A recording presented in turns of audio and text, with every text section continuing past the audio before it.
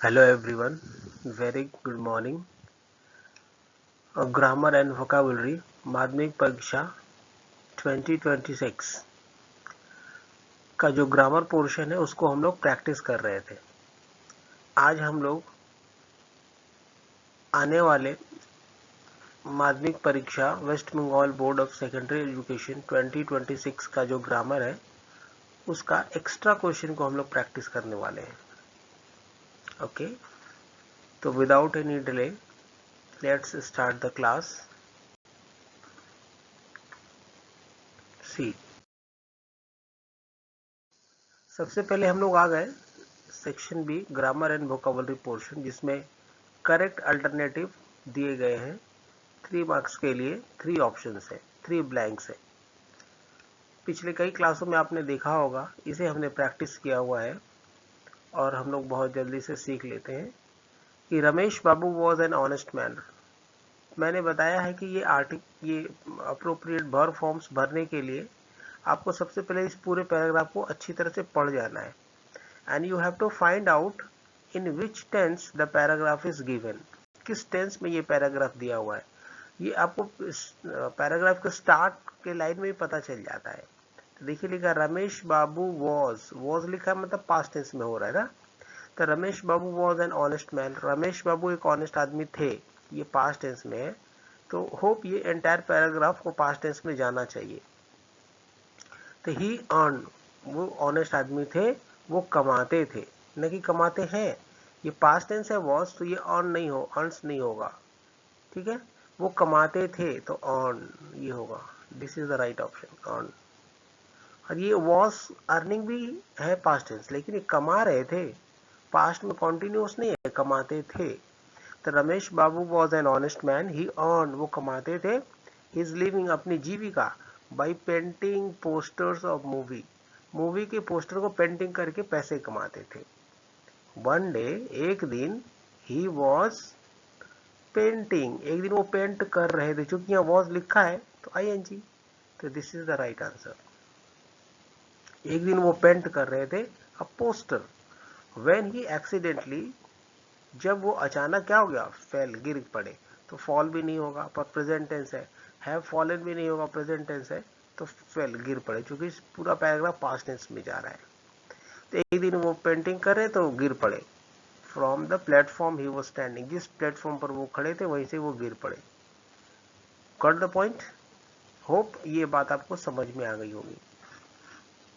Next, do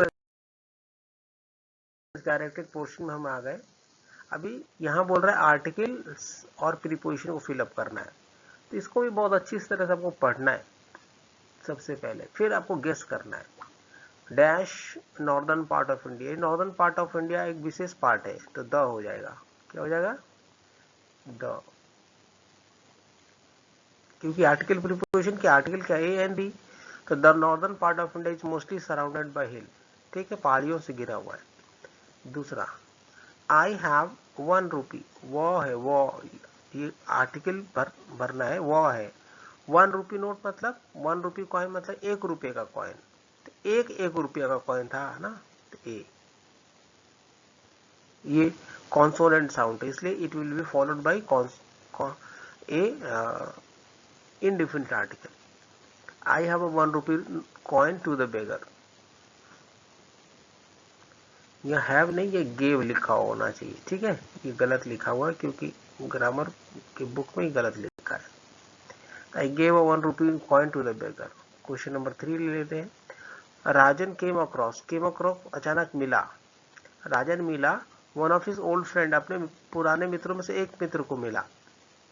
dash the बाजार, कहाँ बाजार में, तो इन द मार्केट। समझ में आया, इन द मार्केट। 5B ले लेते हैं। I know the fact, voice बनाना है, तो वॉइस तो आपको पता ही कि सब्जेक्ट वर्ब ऑब्जेक्ट निकालना पड़ता है, तो सबसे पहले निकालिए वर्ब। तो ये नो क्या हो गया, ये नो वर्ब है, ये नो क्या है, ये वर्ब है, और वर्ब का फर्स्ट फॉर्म है। कौन सा फॉर्म है, फर्स्ट फॉर्म है। तो फर्स्ट फॉर्म है तो इसका verb to be is are am होना चाहिए ये, और वर्ब के बगल में ही ऑब्जेक्ट होता है, तो ये ऑब्जेक्ट है, ये आई सब्जेक्ट है, ठीक है। तो द फैक्ट क्या आ जाएगा, ऑब्जेक्ट को क्या बनाएंगे, सब्जेक्ट बनाएंगे, तो ये फैक्ट इधर आ जाएगा, यहां पर आई इधर ऑब्जेक्ट आएगा तो मी हो जाएगा, ठीक है। अब verb to be is are am लगेगा, तो चूंकि फैक्ट एक है तो इज, द फैक्ट इज। अब नो का वर्ब को थर्ड फॉर्म हो नोन, क्या होता है, known.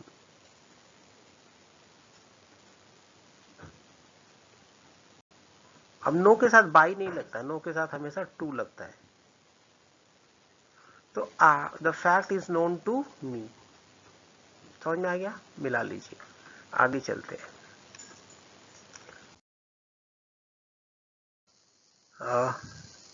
The mother said to me you should obey your teacher, क्या करना है, इनडायरेक्ट स्पीच, नरेशन बनाना है, तो you should obey your teachers, ये कौन सा सेंटेंस है, ये है आपका असर्टिव सेंटेंस, तो सेड टू को टोल्ड में बदल सकते हैं, लेकिन you should obey your teacher, तुम्हें अपने टीचर को ओबे करना चाहिए, ये माँ क्या कर रही है, मुझे एडवाइस कर रही है, तो सेड टू किस में बदल जाएगा, एडवाइस में, यहाँ लिखेंगे एडवाइस्ड, तो ये हो गया मदर, ये हो गया एडवाइस्ड, ये हो गया मी, यहाँ उतर जाएगा मी, ये मदर यहाँ उतर जाएगा, यहाँ हो गया advised,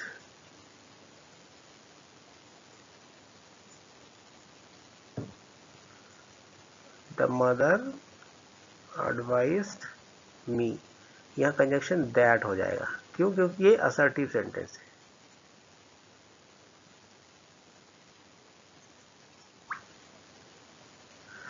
mother advice me that you should obey your teacher, you second person किससे बदलेगा, मी से, तो हो जाएगा आई। अब ये शुड ऑबे योर टीचर, ये पूरा उतर जाएगा, you should obey, should obey यहां पर उतर जाएगा, योर टीचर, योर कौन सा पर्सन है, ये योर है सेकंड पर्सन, तो मी से ही बदलेगा, तो क्या हो जाएगा, माई,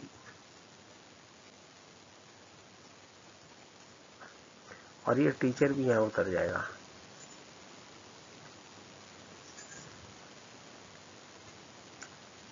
ये टीचर यहां उतर जाएगा, ठीक है। तो बातें समझ में आई कि mother advised me that I should ओबे माई टीचर्स, यू बदलेगा मी से, ये हो गया आपका नरेशन। अब ये टेल मी योर नेम, मुझे अपना नाम बताइए, तो टर्न इनटू कॉम्प्लेक्स सेंटेंस, इसको क्या बनाना है, कॉम्प्लेक्स सेंटेंस बनाना है। तो कॉम्प्लेक्स सेंटेंस किसको कहते हैं, वो सेंटेंस जिसमें एक प्रिंसिपल क्लॉज होता है और एक नाउन क्लॉज होगा, या एडजेक्टिव क्लॉज होगा, या एडवर्ब क्लॉज होगा। तो ये कॉम्प्लेक्स सेंटेंस आपने नहीं पढ़ा है तो मेरे प्लेलिस्ट में जाइए, आपको मिल जाएगा ट्रांसफॉर्मेशन ऑफ सेंटेंस में कॉम्प्लेक्स सेंटेंस बनाना, नाउन क्लॉज बनाना, एडजेक्टिव क्लॉज बनाना, एडवर्ब क्लॉज बनाना, सारा क्लॉज मैंने पढ़ा है, वो क्लॉज वाला जो प्लेलिस्ट है उसमें जाके आप पढ़ सकते हो, या फिर आपने नरेशन नहीं पढ़ा है तो नरेशन के प्लेलिस्ट में जाके पढ़िए, एडवाइस वॉइस नहीं पढ़ा है तो वॉइस भी जाके पढ़ सकते हो, सब कुछ पढ़ाया हुआ बहुत in detail.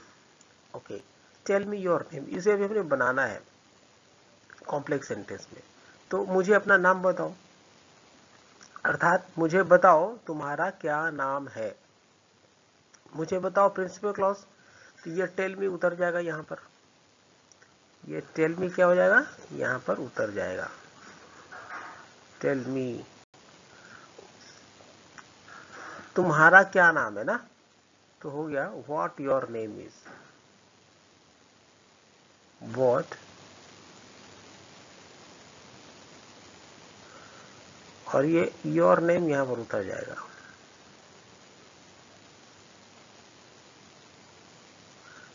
Tell me what your name यहां हो जाएगा इज,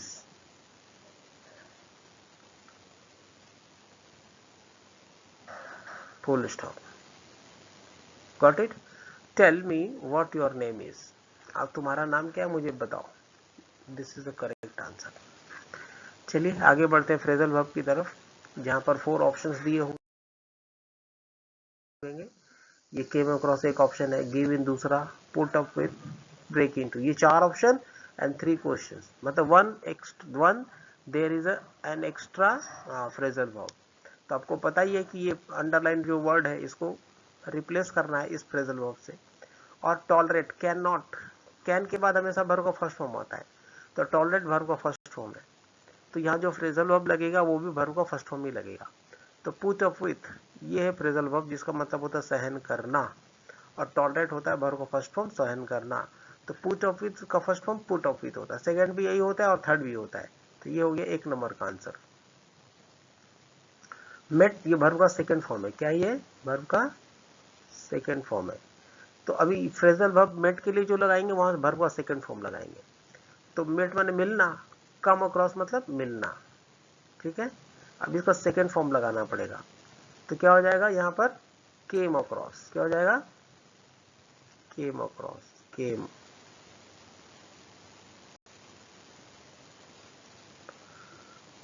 केम अक्रॉस।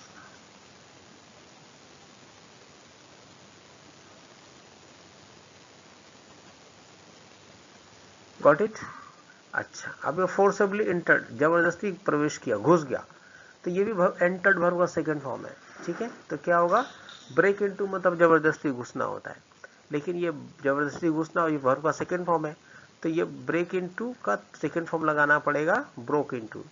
ये दूसरा नंबर था आंसर ना, ये तीसरा नंबर है, लेकिन इसका थर्ड फॉर्म सेकंड फॉर्म लिखना पड़ेगा। तो ब्रेक इनटू का हो जाएगा ब्रोक इनटू,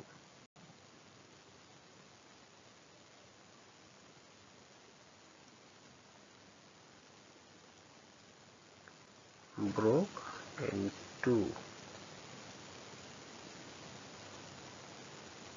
समझ में आया। तो इस प्रकार हमने फ्रेजल वर्ब बनाया, और फ्रेजल वर्ब को प्रैक्टिस करने के लिए मैंने फ्रेजल वर्ब का वीडियो बनाया हुआ बहुत सारा, उसमें बहुत सारे फ्रेजल वर्ब्स जो एग्जाम्स में आए हुए हैं उसको मैंने प्रैक्टिस करवाया। आप वहां से जाकर के बहुत सारा फ्रेजल वर्ब एक साथ प्रैक्टिस कर सकते हो, जिससे आपकी बहुत पॉसिबिलिटी बन जाती है कि आप वहां से फुल मार्क्स पा सकते हो। ओके, चलिए आगे देख लेते हैं क्या है। आगे है आंसर की, जो कुछ भी मैंने अभी बताया वो सब यहाँ पर आंसर के रूप में लिखा हुआ है। ओके, चलिए अभी होप उम्मीद करता हूँ आप सभी लोगों को ये क्लास बहुत अच्छा लगा। अगर अच्छा लगता है तो please do like and share the video and subscribe as well. Okay, thank you. ऐसे ही इंफॉर्मेटिव वीडियोस के लिए, क्लासेस के लिए मेरे साथ जुड़े रहिए, अगले क्लास के लिए भी। Till then keep watching and keep learning. Thank you very much, wish you very good luck for the coming up West Bengal Board of Secondary Education 2026. Thank you very much.